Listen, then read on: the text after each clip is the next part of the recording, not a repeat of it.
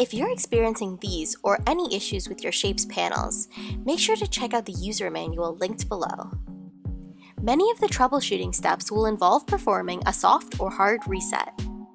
A soft reset deletes Wi-Fi settings and pairing information, but keeps your custom scenes and schedules.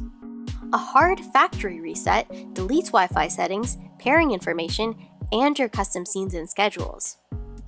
To perform a soft reset, press the power and plus buttons at the same time. Hold these buttons for 10 seconds, then let go.